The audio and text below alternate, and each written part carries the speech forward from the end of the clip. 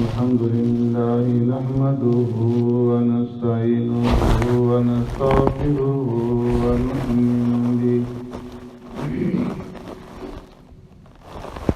ونؤمن به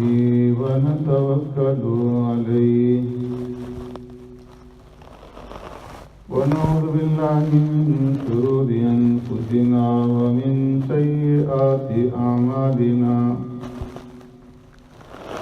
من يهده الله فلا مضل له ومن يضلل فلا هادي له ونشهد أن لا إله إلا الله وحده لا شريك له ونشهد أن سيدنا وسندنا ونبينا ومولانا محمدا عبده ورسوله أرسله الله إلى كافة للناس بشيرا ونذيرا وداعيا إلى الله بإذنه وسراجا منيرا أما بعد فقد قال الله تبارك وتعالى في القرآن المجيد والفرقان الحميد فأعوذ بالله من الشيطان الرجيم بسم الله الرحمن الرحيم الله لا إله إلا هو الحي القيوم لا تأخذه سنة ولا نوم له ما في السماوات وما في الأرض من ذا الذي يشفع عنده إلا بإذنه يعلم ما بين أيديهم وما خلفهم ولا يحيطون بشيء من علمه إلا بما شاء وسع كرسيه السماوات والأرض ولا يؤوده حفظهما وهو العلي العظيم صدق الله مولانا العظيم يا رب صل وسلم دائما أبدا على حبيبك خير الخلق كلهم هو الحبيب الذي ترجى شفاعته لكل حول من الأهوال مقتحم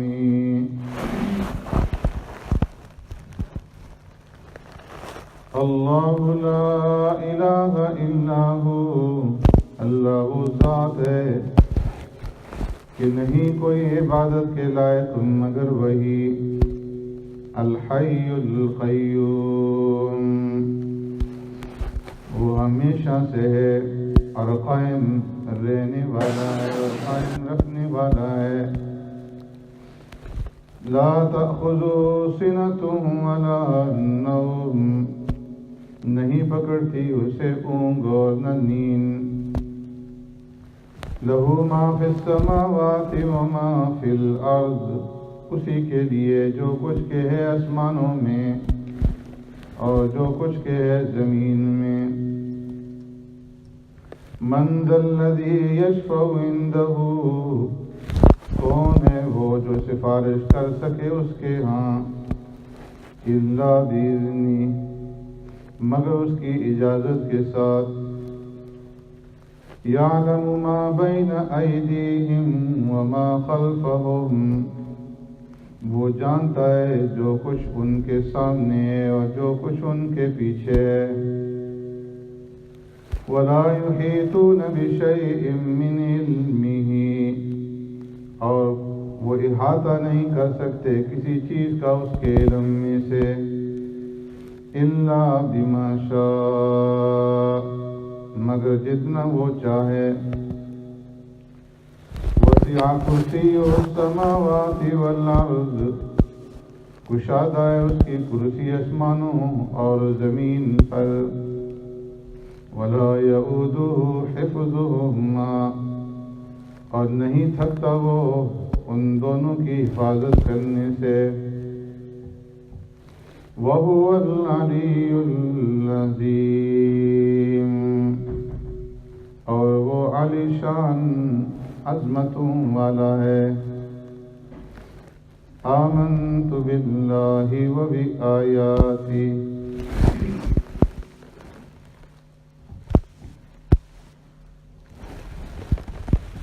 میرے محترم دوستوں، بزرگوں، بھائیوں،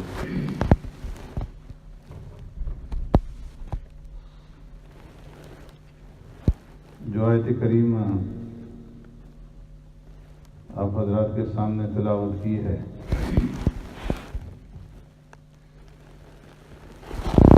یہ آیت الکرسی کے نام سے معروف اور مشہور ہے،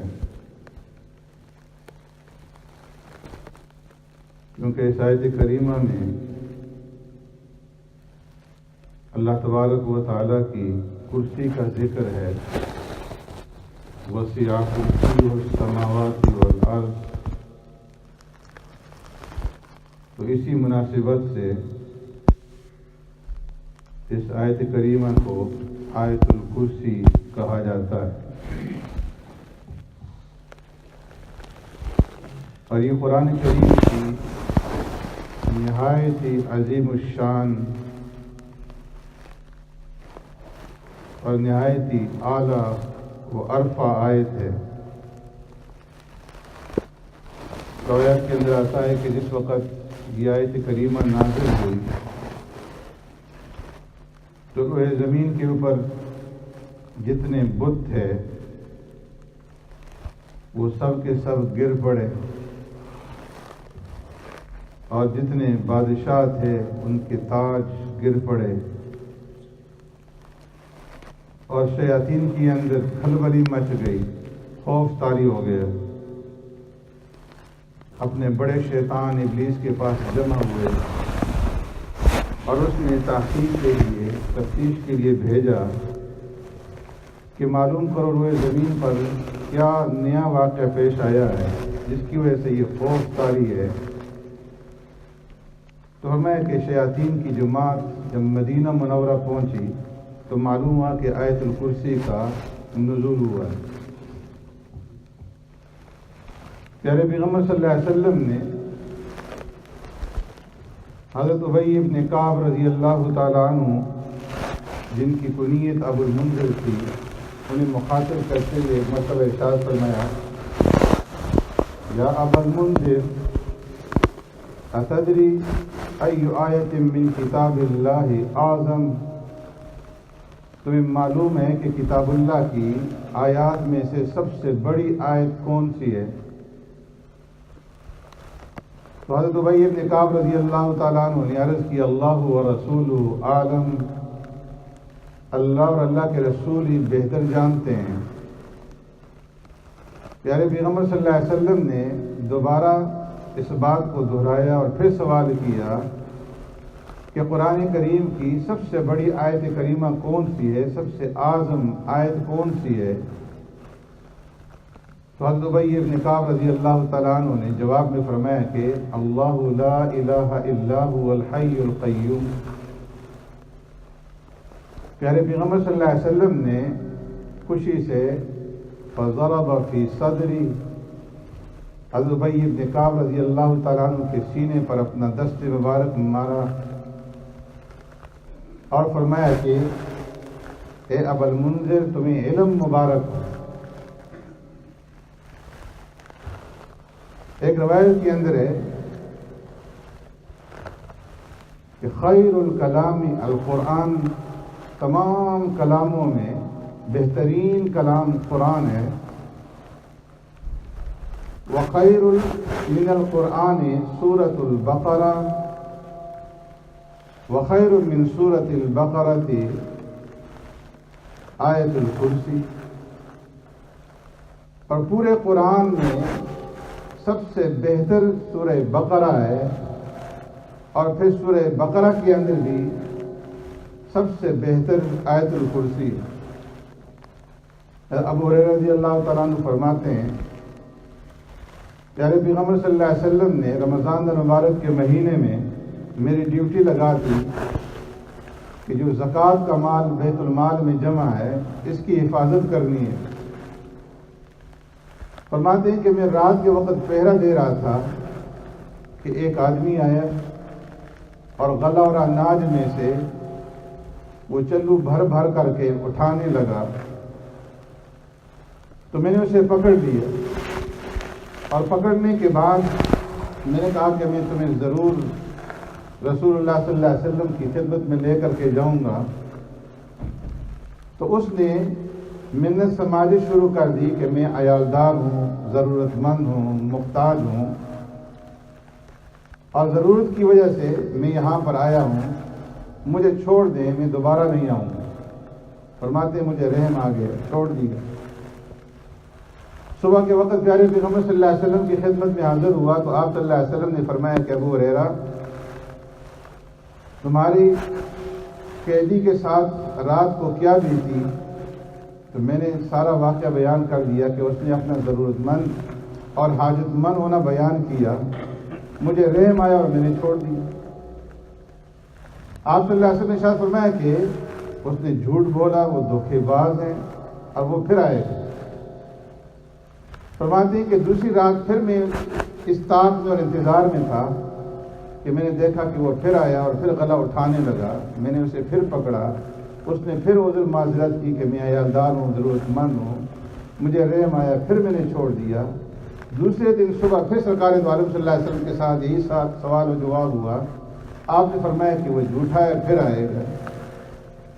تیسری رات کو پھر وہ اسی طریقے سے آیا، میں نے اسے پکڑا اور کہا کہ اب میں تمہیں نہیں چھوڑوں گا، اب میں تمہیں ضرور اللہ کے رسول صلی اللہ علیہ وسلم کے پاس لے کر کے جاؤں گا۔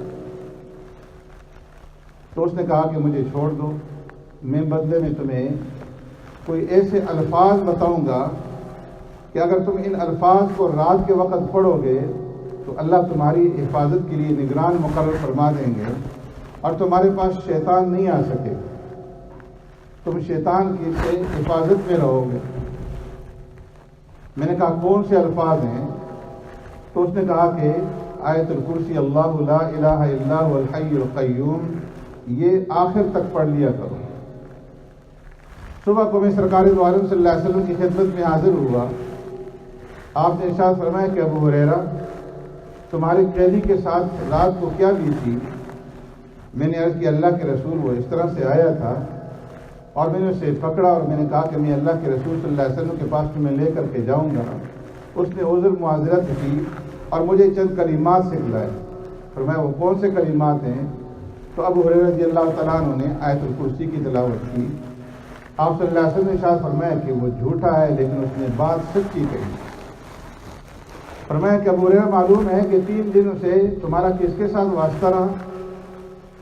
عرض کی اللہ کا رسول مجھے معلوم نہیں۔ فرمایا کہ وہ شیطان کہ جو غلہ اٹھانے کے لیے 3 دن سے آ رہا ہے۔ اسی طرح کی روایات حضرت ابی بن کعب رضی اللہ تعالیٰ عنہ، حضرت ابو ایوب انصاری رضی اللہ تعالیٰ عنہ اور دیگر صحابہ سے بھی مروی ہیں کہ انہوں نے اس طریقے سے چوری کرتے ہوئے شیطان کو پکڑا، اور جواب میں پھر شیطان نے انہیں آیت کرسی کی تعلیم دی، اور پیارے پیغمبر صلی اللہ علیہ وسلم نے اس کی تصدیق فرمائی۔ اس لیے فرمایا کہ جو آدمی رات کو سوتے وقت اپنے گھر کے اندر آئے اور آیت الکرسی کی تلاوت کر لے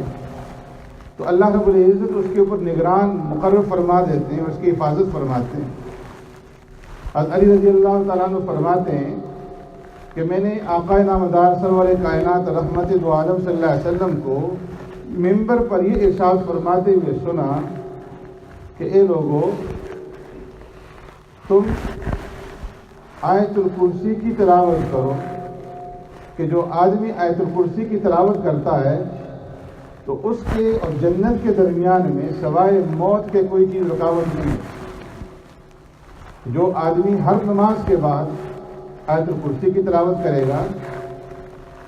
تو فرمایا کہ اس کے اور جنت کے درمیان میں موت حائل ہے، مرنے کے بعد وہ سیدھا جنت کے اندر داخل ہوگا۔ اور فرمایا کہ آیت الکرسی کا معمول وہی لوگ بناتے ہیں کہ جو صدیق ہوں اور جو عابد ہوں۔ اور فرمایا کہ جو آدمی رات کو سوتے وقت آیت الکرسی کی تلاوت کرے، اللہ تبارک و تعالیٰ اس کے اوپر نگران مقرر فرما دیتے ہیں جو اس کی حفاظت کرتا رہتا ہے، اور نہ صرف اس کی حفاظت کرتا ہے بلکہ وجارہ وجار الجار والاویات حولہ، اس کے پڑوسی کی بھی حفاظت کی جاتی ہے، اس کے پڑوسیوں کے پڑوسیوں کی بھی، اور اس کے ارد گرد جتنے گھر ہوتے ہیں ان تمام گھروں کی حفاظت ہوتی ہے۔ اس لیے عبد الرحمن بن عوف رضی اللہ تعالیٰ عنہ کا معمول تھا کہ جس وقت وہ رات کو گھر تشریف لاتے تو گھر کے اندر جا کر کے چاروں کونوں میں آیت الکرسی کی تلاوت فرماتے۔ تو فرمایا کہ اس کے بے شمار فضائل، اور سب سے بڑی فضیلت یہ ہے کہ یہ اللہ کی کلام میں سب سے عظیم آیت کریمہ ہے، جس کے اندر اللہ تبارک و تعالیٰ کی وحدانیت اور اس کی ذات اور صفات کے بارے میں بیان فرمایا گیا ہے۔ فرمایا اللہ لا الہ الا ہو، اللہ کون سی ذات ہے؟ اللہ وہ ذات ہے لا الہ الا ہو، اللہ اس میں ذات واجب الوجود مستجمع لجمیع صفات الکمال، اللہ وہ ذات ہے کہ جس کے اندر ساری صفات کمال جمع ہے، جو ہر نقص سے ہر عیب سے مبرہ اور منزہ ہے۔ ہمیں وہ ذات لا الہ الا ہو کہ جس کے سوا کوئی عبادت کے لائق نہیں، کوئی معبود نہیں، کوئی مشکل کشا نہیں، کوئی حاجت روا نہیں، کوئی نفع نقصان کا مالک نہیں، کوئی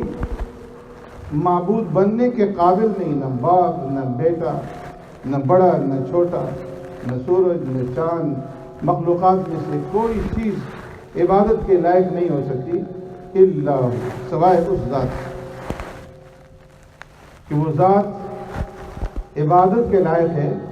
کہ صرف اسی کی عبادت کی جائے اور اسی کو مشکل کشا اور حاجت روا اور نفع نقصان کا مالک سمجھا جائے اور اسی کے سامنے ہاتھ پھیلائے جائیں، اسی سے مانگا جائے۔ اولاد مانگنی ہو تو اس سے مانگے، عزت مانگنی ہو تو اس سے مانگے، شفا مانگنی ہو تو اس سے مانگے، اس کے سوا کوئی بھی کسی چیز کا مالک نہیں۔ اللہ لا الہ الا ہو، میں ایسی عظیم آیت ہے کہ اس کے اندر اس میں ذات اور اس میں صفات میں سے 17 مرتبہ جو ہے اللہ کا ذکر ہے۔ اللہ لا الہ الا ہو الحی القیوم لا تأخذہ، ہو کی ضمیر لہو، من ذا الذی یشفع عندہ الا بإذنہ، 17 مرتبہ جو ہے اللہ رب العزت کا اس میں ذات اور اس میں صفات جو ہے اس میں ضمیر کی شکل میں اور اس میں ظاہر کی شکل میں ذکر کیا گیا کہ وہی ہے، وہی مشکل کشا ہے، وہی حاجت روا ہے۔ الحی القیوم، وہ حی ہے جو ہمیشہ سے ہے، جو تھامنے والا ہے اور جو زندگی دینے والا ہے۔ زندگی دینا اس کے قبضہ قدرت کے اندر ہے، وہ ہمیشہ سے ہے، اور القیوم ہمیشہ رہے، ہمیشہ قائم رہے گا۔ تو زندگی بھی وہ دیتا ہے، عزت بھی وہ دیتا ہے، اور زندگی کو باقی بھی وہ رکھتا ہے، قائم بھی وہی رکھتا ہے۔ بہت سارے لوگ ایسے گزرے ہیں کہ جن کا یہ عقیدہ تھا کہ سال کے اندر ایک مقررہ تاریخ میں ہمارے معبود کا انتقال ہو جاتا ہے بحیرہ روم کے ارد گرد، اور پھر اس تاریخ کے اوپر وہ لوگ اپنے اس معبود کا بت بنا کر کے اس کو پھر جلا دیتے تھے، سوگ مناتے تھے کہ آج ہمارے الہ کا انتقال ہو گیا، اور پھر دوسرے دن کہتے تھے کہ وہ نئے وجود کے ساتھ اب وجود کے اندر آ گیا ہے، پھر خوشیاں مناتے تھے، رنگ رلیاں مناتے تھے۔ اسی طریقے سے ہندوؤں کے اندر اس بات کا عقیدہ ہے کہ ہمارے کئی خدا ہیں اور وہ مرتے بھی ہیں اور زندہ بھی ہوتے ہیں، پھر زندگی دینے والا کوئی اور ہے، قائم رکھنے والا کوئی اور ہے، فنا کر دینے والا کوئی اور ہے۔ تو اللہ نے فرمایا کہ اللہ لا الہ الا هو الحی القیوم، نہ تو ہندوؤں کی طرح سے جو ہمارا معبود ہے اس کے اوپر موت آتی ہے اور وہ دوبارہ زندہ ہوتا ہے،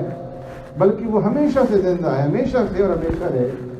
اور نہ عیسائیوں کی طرح ثالث و ثلاثہ ہے کہ باپ بھی ہے اور بیٹا بھی ہے اور انسانی صورت کے اندر دنیا کے اندر آیا اور پھر شریر کے اوپر چڑھ بھی گیا۔ فرمایا کہ وہ حی القیوم، وہ ہمیشہ سے اور ہمیشہ قائم رہے گا۔ لا تأخذہ سنۃ ولا نوم، ایسی ذات ہے کہ جس کو نہ اونگ آتی ہے نہ نیند آتی ہے، اس لیے کہ اونگ اور نیند کا آنا یہ تھکان کی علامت ہے، یہ عجز کی علامت ہے کہ آدمی دن بھر محنت کرتا ہے، کام کاج کرتا ہے، اس کے اوپر تھکاوٹ آ جاتی ہے، وہ عاجز ہو جاتا ہے، اسے آرام کی ضرورت پڑتی ہے۔ اس لیے اللہ رب العزت نے فرمایا کہ وَجَعَلَكُمُ النَّوْمَ سُبَاتًا، کہ ہم نے تمہارے لیے نیند کو آرام کا ذریعہ بنایا، کہ انسان جب دن بھر محنت اور مشقت اٹھاتا ہے اور اس کے اوپر تھکان آ جاتی ہے، کمزوری آ جاتی ہے، وہ سوتا ہے، نیند آتی ہے، اور نیند کرنے کے بعد پھر سے تازہ دم ہو کر کے اٹھ جاتا ہے اور پھر اپنے کام کاج کے اندر مشغول ہو جاتا ہے۔ تو فرمایا کہ لا تأخذہ سنۃ ولا نوم، اللہ کی ایسی ذات نہیں ہے کہ اس کے اوپر کوئی تھکان آ جائے، اس کے اوپر اونگ آ جائے، اس کو نیند آ جائے، اس لیے کہ یہ عجز کی اور درماندگی کی علامتیں ہیں، اور اللہ رب العزت عاجز نہیں ہے۔ لا تأخذہ سنۃ ولا نوم، نہ اسے اونگ آتی ہے نہ اسے نیند آتی ہے۔ لہو ما فی السماوات و ما فی الارض، اس کائنات کے اندر جو کچھ بھی ہے، چاہے آسمانوں میں ہو چاہے زمین کے اندر، آسمان اور زمین کے درمیان میں جتنی بھی مخلوقات ہیں، ان تمام مخلوقات کو وجود دینے والی ذات اللہ کی ہے، اور ہر ایک چیز کا مالک اللہ ہے، وہی خالق ہے، وہی مالک ہے، وہی رازق ہے، اسی کا سب کچھ ہے اور اسی کے قبضہ قدرت کے اندر ہے، اور ہر چیز اسی کی طرف لوٹ کر کے جانا ہے۔ سبحانک اللہم و بحمدک، نشہد ان لا الہ الا انت۔